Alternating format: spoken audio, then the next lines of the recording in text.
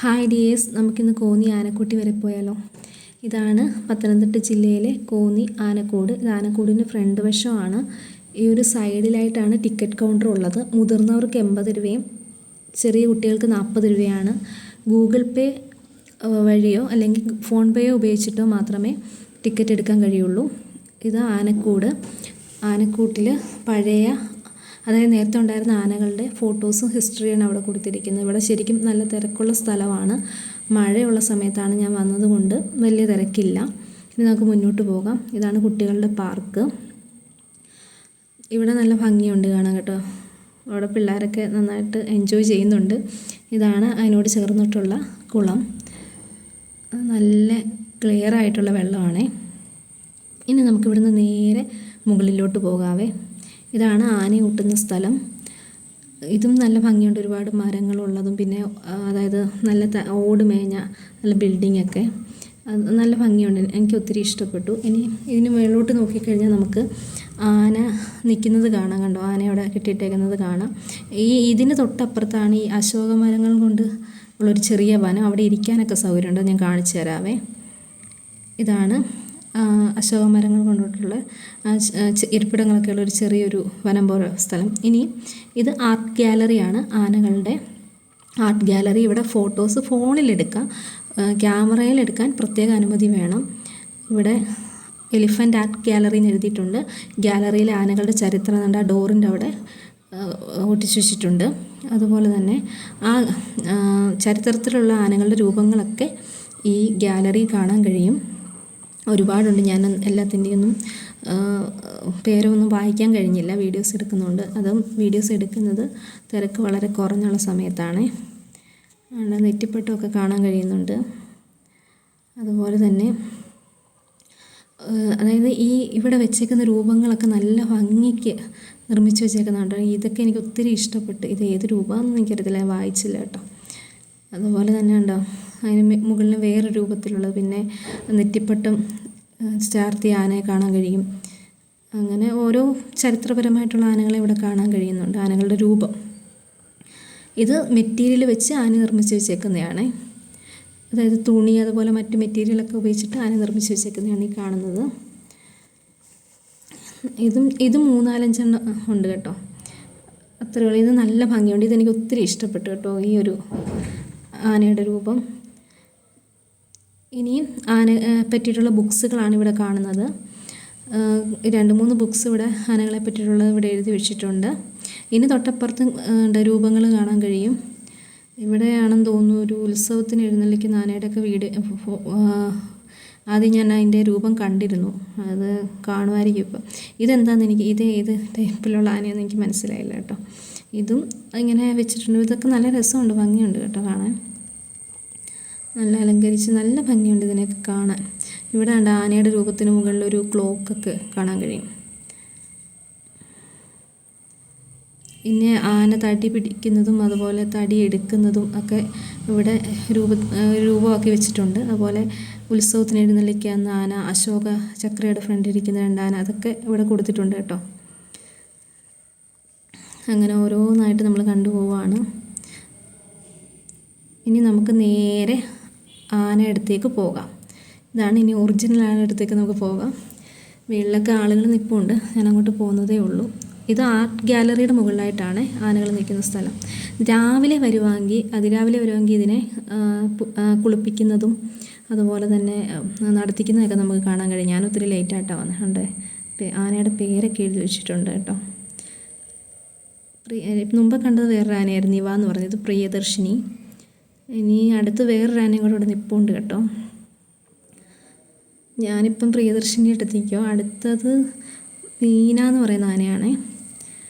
ഇവിടെ ഈ ഒരു ഭാഗത്ത് 3 ആനകളുള്ളൂ. ഇതിപ്പം മതപ്പാടുള്ള ആനയാണ്. ഇതിനെ പ്രത്യേകമാണ് കിട്ടിയേക്കുന്നത്. മതപ്പാടുള്ളതുകൊണ്ട് അങ്ങനെ കിട്ടിയേക്കുന്നതെന്ന് പറഞ്ഞു കേട്ടത്.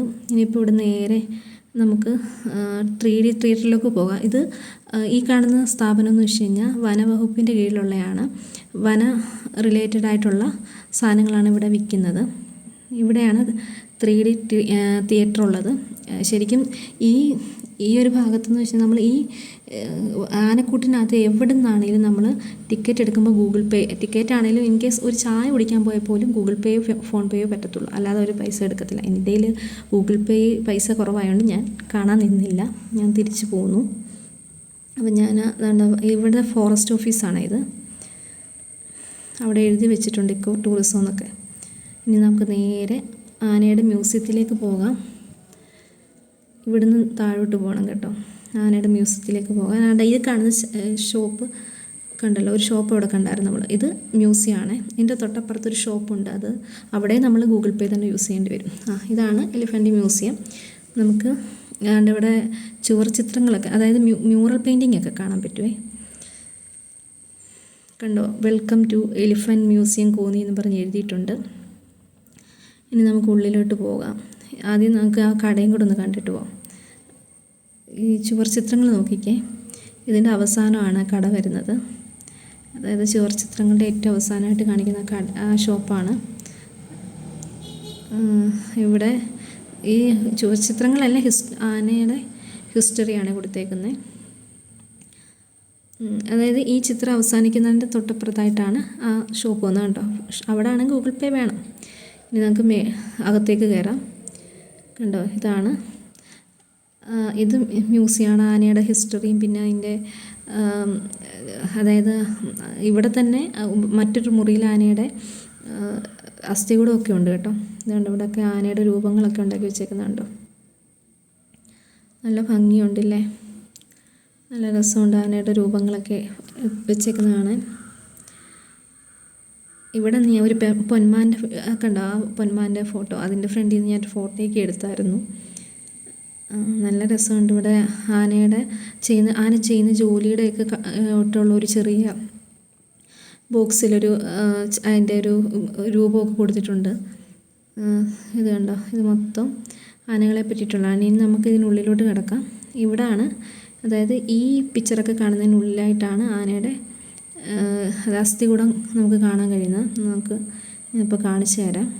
ഇതൊക്കെ ഓരോ കാര്യങ്ങൾ ഇങ്ങനെ എഴുതി വെച്ചേക്കും, ആനയുടെ ആനയുമായിട്ട് ബന്ധപ്പെട്ടിട്ടുള്ള കാര്യം. പക്ഷേ ഒന്നും വായിക്കാനുള്ള സമയം കിട്ടിയില്ല. ഓരോന്നായിട്ടുണ്ട്. ഇവിടെ ആനയുടെ അസ്ഥികൂടം കണ്ടോ, ആനയുടെ അസ്ഥികൂടം കണ്ടോ. ഇനി ഇത് ഇത് ആനയ്ക്ക് ഉപയോഗിക്കുന്ന ഓരോ ഉപകരണങ്ങളൊക്കെയാണ് ഇവിടെ എഴുതി വെച്ചിട്ടുണ്ട്. അങ്കുശോ അങ്ങനെ എന്തോ എഴുതിയേക്കുന്നത് കേട്ടോ, അങ്കുശം. പിന്നെ വന്നേക്കുന്നത് കത്തി, അങ്ങനെ കുറേ ഇത് എഴുതി വെച്ചിട്ടുണ്ട് ആനയുടെ. ഇനി ഇത് ഈ കാണുന്ന ബോക്സ് പോലുള്ളതെന്ന് വെച്ചാൽ പിന്നെ ഞാൻ അത് പറഞ്ഞുതരാം. അതാണെങ്കിൽ ഇവിടെ വെച്ചേക്കുന്ന സാധനത്തെപ്പറ്റി വിശദീകരിക്കുന്ന ഒരു ഉപകരണമാണിത്. കണ്ടോ, ഇതെന്താ കൊമ്പ് ചുറ്റെന്ന് പറയുന്ന സാധനം, ഒന്നും എനിക്കറിയത്തില്ല കേട്ടോ എന്തോ സംഭവമെന്ന്. ഓരോ സാധനങ്ങൾ അങ്ങനെ മത്ത് എഴുതി വെച്ചിട്ടുണ്ട്. നമുക്കിനി മുന്നോട്ട് പോകാം. ഇതാണ് മുട്ടുചിരട്ട. പിന്നെ ഇതാണ് ഞാൻ മുമ്പ് പറഞ്ഞില്ലേ, ആനയുടെ ഉപയോഗിക്കുന്ന സാധനങ്ങളൊക്കെ എഴുതി വെച്ചേക്കുന്നത്. ഇതാണ് ആനപ്പല്ല്. കണ്ടോ, ആനയുടെ പല്ല് കണ്ടോ. ഇനി ആനയുടെ തലയോട്ടി ഇവിടെ നമുക്ക് കാണുന്നുണ്ട്. ഇതാണ് ആനയുടെ തലയോട്ടി. ഇത് ഇതെല്ലാം ഇവിടെ നിന്ന് നമുക്ക് തൊടാനൊന്നും പറ്റത്തില്ല കേട്ടോ. അങ്ങനെ ഇത് കീഴ്ത്താടിയാണ് കേട്ടോ. അങ്ങനെ ഞാൻ മ്യൂസിയത്തിൽ നിന്ന് ഇറങ്ങി വെളിയിൽ വന്നു. ഇവിടെ ഞാൻ ഷോപ്പിലൊക്കെ കയറിയിട്ടുണ്ടായിരുന്നു കേട്ടോ. ഇനി നേരെ എനിക്ക് ഒത്തിരി ഇഷ്ടപ്പെട്ടു കേട്ടോ, മ്യൂസിയം ഒത്തിരി ഇഷ്ടപ്പെട്ടു. അങ്ങനെ ഞാൻ വെളിയിൽ വന്നിട്ടുണ്ട്. ഈ ഒരു ആനയും കൊക്കൊക്കെ ഇരിക്കുന്നിടത്ത് ഇങ്ങനെ വന്നിരിക്കും. ഇവിടെ നമുക്ക് കുട്ടികളുടെ ആ പാർക്ക് നന്നായിട്ട് കാണാൻ കഴിയും. അപ്പം അങ്ങനെ ഇന്ന് ഞാൻ നല്ല ആസ്വദിച്ചൊരു ട്രിപ്പായിരുന്നു കേട്ടോ, കോന്നി ആനട്ടൂർ. ഞാൻ ശരിക്കും ഒറ്റയ്ക്കാണ് യാത്ര ചെയ്യുന്നത്, അപ്പോൾ എനിക്കങ്ങനെ തോന്നി വരാൻ. അപ്പം ആനക്കൂടിൻ്റെ വീഡിയോ നിങ്ങൾക്ക് ഇഷ്ടമാണെങ്കിൽ ലൈക്ക് ചെയ്യുക.